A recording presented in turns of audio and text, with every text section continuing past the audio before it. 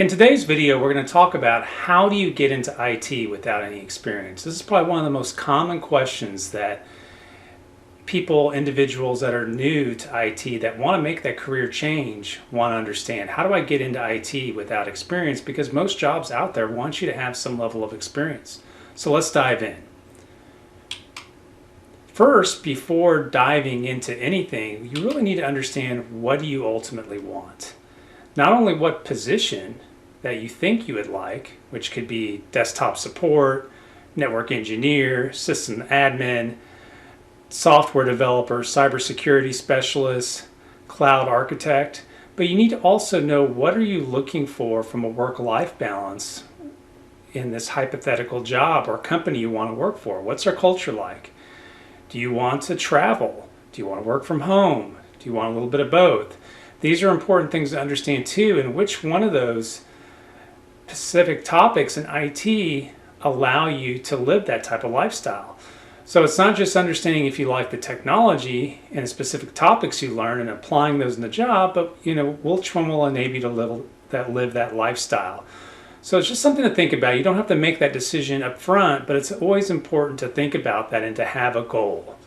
So number 2 on the list is perform research on the industry. If you don't know what to get into, learn about it. There's tons of blogs, YouTube channels that will teach you about what specific roles in IT are like. What do you need to know? And typically, what are the skills you need to have, both hard and also soft skills, because people that are getting in IT forget about soft skills. And get an understanding of what it is. You may have to dabble a little bit in various technologies before you pick one, and that's a key thing to understand. It's okay to dabble and see which ones you like and don't like. Number 3, formal education. This is a tough question. If you're younger and you have the financial means to do it, by all means get formal education, go to college. However, realize that it may take some time before you get the knowledge and the skills needed to get into the job field. Doesn't mean you can't, it's just the process is going to take a lot longer. And also understand the return on investment. Anytime you're thinking about degrees, you need to understand, okay, how much is it going to cost? And then how quickly can I get that money back? And scholarships are also great as well.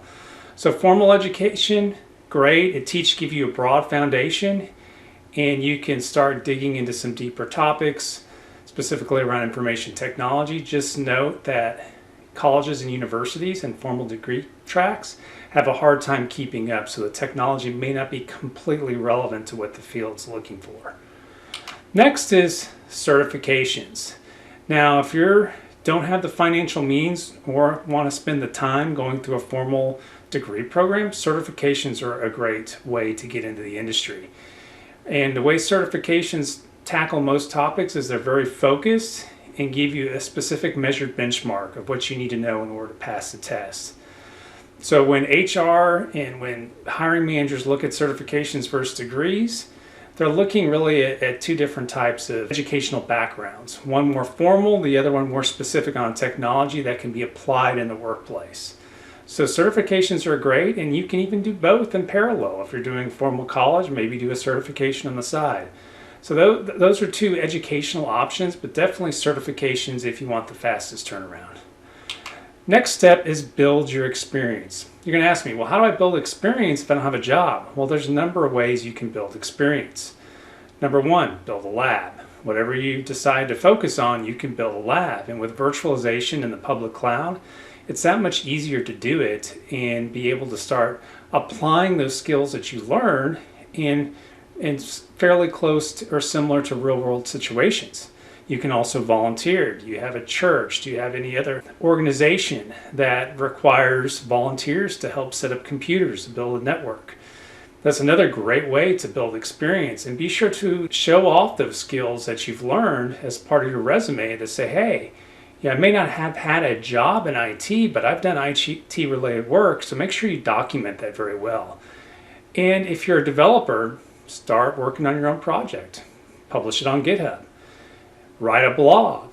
Create a YouTube channel. Any way that you can advertise those skills is a great way in this information age with the internet. There's no real reason why you can't get the experience up front before you have an actual job. Next is network with professionals. So this can happen one or two ways. Prior to COVID-19, networking was a lot of times going to conferences, user groups, things like that, going out and meeting other professionals in the same industry you're in, swapping business cards, trying to stay in contact with. This could be local or even a national scope. But with COVID-19, was more of a focus on social media, platforms like Twitter and LinkedIn. Great way to get out there and start networking with similar like-minded professionals. Get your name out, produce some content. The things I talked about, getting hands-on experience. If you have a blog or a YouTube channel or anything you want to share, it's a great way to network. And also, there are forums out there, Facebook user groups. People are having issues, questions, solve some of those problems, just really be engaged in the community. And so there's really two ways to build a network there, and both are valuable. And just to give you some background, just about every job I've gotten in IT was a result of my network. So it might be one of the most important things you can do.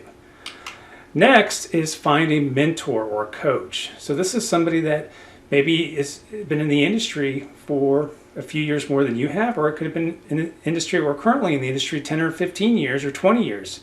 A very seasoned professional.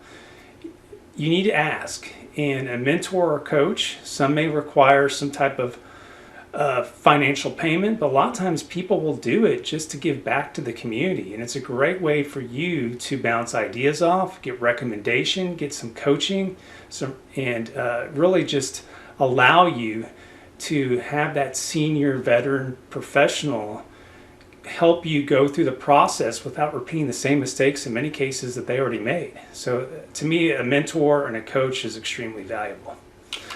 Number 8 is review your past experiences. So this is a big one. Past experiences, but I'm not talking about on the technical side necessarily. We kind of walked through that earlier, but past experience if you had jobs. Were you doing a job where you were doing customer service? Did you have any other skills that, maybe with Office, with Word or Excel, anything that could be valuable in an IT-related job? And those are, especially something like customer service is more of a soft skill type of skill set that a lot of people forget to put on there. Do you need to communicate effectively? That's something else. If you had a job where you were going to door-to-door salesperson, well, you have that ability to effectively communicate, get yourself out there. And those are skills that a lot of hiring managers look for and allow you to maybe give you the advantage you need to get that job. So number 9 is really work with a recruiter. So a recruiter is somebody that helps you get a job and really knows the industry very well, but be very careful. Make sure you get a recruiter that has experience, especially in the industry you're wanting to get, and has a large number of clients. A lot of times referrals work great. LinkedIn is a good source as well, but a good recruiter will not only help you critique your resume, but will also help you get out there and walk you through the process of what you need to do in an interview and help coach you and provide some of that mentorship as well in some cases. So they're very, very important, and they give you that feedback of what the company's looking for, what you need to focus on and highlight in terms of when you have that first, in many cases, multiple interviews with the hiring company. Last but not least is apply, apply, apply. Don't be bashful here. Apply for jobs, even if they say they require 1 to 2 years of experience. Now, I don't think you should apply for every job that's out there, but you need to apply the jobs that you're interested in that are as close to entry level as you can get, even if you don't have all the skills, because the only way you're going to get hired is by applying and getting out there. So again, apply, but be focused on exactly the job you're looking for and be realistic. Apply for those jobs where they really, from a skill set, match up as closely as possible. And with that said, that covers how do you get an IT without any experience. So if you like this channel, please subscribe. And if you want to see more videos like this as well, please subscribe and like this video. With that said, thanks and take care.